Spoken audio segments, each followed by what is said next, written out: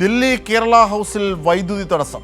ജനറേറ്ററിന് കേടുപാടുണ്ടായതോടെയാണ് വൈദ്യുതി തടസ്സം ഉണ്ടാകാൻ കാരണമെന്നാണ് വിശദീകരണം. 1 മണിക്കൂറിലേറെയായി വൈദ്യുതിയില്ല. ക്യാൻറ്റീൻ പ്രവർത്തനവും പ്രതിസന്ധിയിൽ. വിവരങ്ങളുമായി വിഷ്ണു തലവൂർ ഞങ്ങളുടെ പ്രതിനിധി ചേരുന്നു. വിഷ്ണു, കേരളത്തിലും ഇപ്പോൾ പവർ കട്ടാണ് വ്യാപകമായി. അപ്പോൾ കേരള ഹൗസിലും അത് പടരുന്നു. എന്താണ് അവിടുത്തെ പ്രശ്നം? അജിംഷാദ്, എന്തായാലും ദില്ലിയിലെ കേരള ഹൗസിൽ വൈദ്യുതി മുടങ്ങിയിട്ട് ഇപ്പോൾ 2 മണിക്കൂർ ഏറെയായിരിക്കുന്നു. ഇവിടുത്തെ ജനറേറ്റർ കത്തിപ്പോയതാണ് ഈ പ്രധാന പ്രതിസന്ധിക്ക് കാരണമെന്നാണ് അറിയിച്ചിരിക്കുന്നത്. ജനറേറ്റർ നന്നാക്കാൻ ശ്രമിച്ചെങ്കിലും ഇതുവരെ നന്നാക്കാൻ കഴിഞ്ഞിട്ടില്ല. ജനറേറ്റർ നന്നാക്കുന്നതിനിടയിൽ അസിസ്റ്റൻറ്റ് എഞ്ചിനീയർക്ക് പരിക്ക് പറ്റുകയും അദ്ദേഹത്തെ ഇപ്പോൾ RML ആശുപത്രിയിൽ പ്രവേശിപ്പിക്കുകയും ചെയ്തിട്ടുണ്ട്. ഏതായാലും ഈ കേരള ഹൗസിലെ ക്യാൻറ്റീൻ പ്രവർത്തനമടക്കം ബാധിക്കുന്ന തലത്തിലേക്കാണ് ഈ ഒരു പവർ കട്ട് എത്തിയിരിക്കുന്നത്. കാരണം ഇവിടെ ഈ ഒരു ബില്ലടിക്കുന്നതടക്കം ഇപ്പോൾ നിലച്ചിരിക്കുകയാണ്. നിലവിൽ കൈകൊണ്ട് ബില്ലൊക്കെ എഴുതി കൊടുക്കേണ്ട ഒരു സാഹചര്യം തന്നെയാണ്. കാരണം ഈ കറണ്ട് പോയത് മൊത്തത്തിൽ പ്രവർത്തനത്തെ സാരമായി തന്നെ ബാധിച്ചിട്ടുണ്ട്. ഇവിടെ മാത്രമല്ല, കേരള ഹൗസിലെ ക്യാൻറ്റീൻ പ്രവർത്തനം മാത്രമല്ല, മൊത്തത്തിലുള്ള എല്ലാ പ്രവർത്തനത്തെയും ഈ പവർ കട്ട് സാരമായി തന്നെ ബാധിച്ചു. നമുക്ക് കാണാൻ കഴിയും, വലിയ തലത്തിലൊരു ആൾക്കൂട്ടം തന്നെ ഇത് സമൃദ്ധി ക്യാൻറ്റീനാണ്. കേരള ഹൗസിന് മുന്നിലുള്ള ഈ സമൃദ്ധി ക്യാൻറ്റീൻ്റെ മുന്നിലൊക്കെ വലിയ തലത്തിലൊരു ആൾക്കൂട്ടമുണ്ട്. എന്തായാലും പവർ കട്ട്, ഈ കറണ്ട് തടസ്സം നേരിടാൻ തുടങ്ങിയിട്ട് 2 മണിക്കൂറിലേറെ, എന്നിട്ടും ഇതുവരെ പരിഹരിക്കാൻ കഴിഞ്ഞിട്ടില്ല. ഇപ്പോൾ ജനലുകളൊക്കെ തന്നെ തുറന്നിട്ടുകൊണ്ടാണ് ക്യാൻറ്റീനൊക്കെ പ്രവർത്തിക്കുന്നത്. കാരണം ദില്ലിയിലെ സാഹചര്യം നമുക്കറിയാം, കടുത്ത ഒരു ചൂടിലൂടെയാണ് ദില്ലി കടന്നു പോകുന്നത്. അപ്പോൾ AC ഉൾപ്പെടെ വർക്ക് ചെയ്യുന്നില്ല. കേരള ഹൗസിലെ ഒരു ബിൽഡിങ്ങിലും കറണ്ട് ഇല്ലാത്ത ഒരു സാഹചര്യം തന്നെയാണ് കേരള ഹൗസിലുള്ളത്.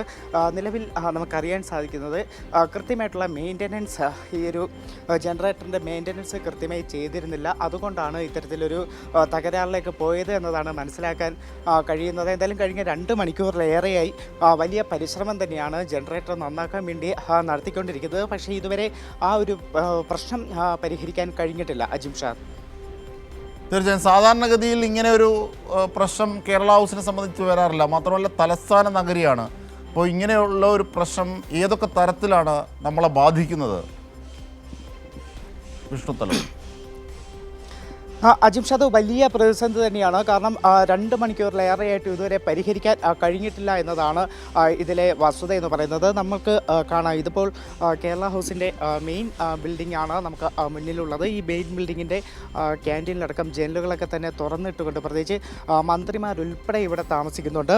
മന്ത്രി KM ഷാജി കേരള ഹൗസിൽ താമസിക്കുന്നുണ്ട്. ഇന്ന് ഉച്ചയ്ക്ക് 1:40 മന്ത്രിയുടെ മിനിസ്റ്ററിൻ്റെ മീറ്റ് ദ പ്രസ് പ്രോഗ്രാം ഇവിടെ വെച്ചിരുന്നു. അപ്പോൾ ആ ഒരു മീറ്റ് ദ പ്രസ് പോലും നടത്താൻ കഴിയാത്തൊരു സാഹചര്യത്തിലേക്കാണ് ഇപ്പോൾ കാര്യങ്ങൾ എത്തി നിൽക്കുന്നത്. മന്ത്രിയുടെ വാർത്താ സമ്മേളനം എന്തായാലും പറഞ്ഞ സമയത്ത് ആരംഭിക്കാൻ കഴിയില്ല. കാരണം ഇവിടെ കേരള ഹൗസിലെ മൊത്തത്തിൽ കറണ്ട് ഇപ്പോഴും പ്രതിസന്ധി തുടരുന്നു. 2 മണിക്കൂറിലേറെ ജനറേറ്ററിൻ്റെ പ്രവർത്തനം നിലച്ചിട്ട് അത് ഇതുവരെ പരിഹരിക്കാൻ കഴിയാത്ത ഒരു സാഹചര്യമാണ്. ആ സാഹചര്യത്തിലാണ് ഞാൻ നേരത്തെ പറഞ്ഞതുപോലെ മന്ത്രി KM ഷാജി ഇവിടെ താമസിക്കുന്നുണ്ട്. അദ്ദേഹത്തിൻ്റെ മുറിയിലടക്കം കറണ്ട് ഇല്ലാത്തൊരു അവസ്ഥയിലൂടെ തന്നെയാണ് കാര്യങ്ങൾ കടന്നു പോകുന്നത്. അജിംഷാദ്,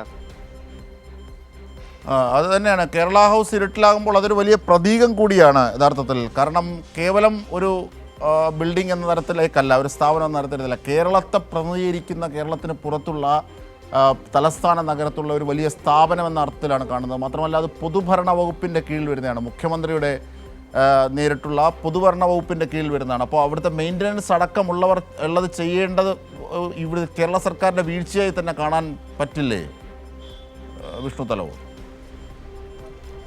അജിംഷാദ്, തീർച്ചയായിട്ടും അത്തരത്തിൽ തന്നെയാണ്. കാരണം കൃത്യമായി തന്നെ ജനറേറ്റർ ഉൾപ്പെടെ മെയിൻ്റനൻസ് വർക്ക് നടത്താത്തതാണ് ഈ ഒരു പ്രതിസന്ധിയിലേക്ക് അല്ലെങ്കിൽ തകരാറിലേക്ക് പോയത് എന്നാണ് നമുക്ക് മനസ്സിലാക്കാൻ കഴിയുന്നത്. നിലവിൽ ഞാൻ പറഞ്ഞതുപോലെ വലിയ പ്രതിസന്ധി തന്നെയാണ്. 2 മണിക്കൂറിലേറെയായി കേരള ഹൗസിൽ വൈദ്യുതി തടസ്സം നേരിടാൻ തുടങ്ങിയിട്ട് 2 മണിക്കൂറിലേറെ എല്ലാവരും കേരള ഹൗസിന് പുറത്തിറങ്ങി നിൽക്കുന്ന ഒരു സാഹചര്യം തന്നെയാണ്. പ്രത്യേകിച്ച് ഞാൻ നേരത്തെ പറഞ്ഞതുപോലെ മന്ത്രി KM ഷാജി കേരള ഹൗസിലുള്ള ഒരു സമയം കൂടിയാണ്. ഇന്ന് 1:40 മന്ത്രിയുടെ പ്രോഗ്രാം, ഒരു വാർത്താ സമ്മേളനം വെച്ചിരുന്നത്. പക്ഷേ ആ വാർത്താ സമ്മേളനം നടത്തുന്നത് പോലും പ്രതിസന്ധിയിലായ ഒരു അവസ്ഥയാണ്.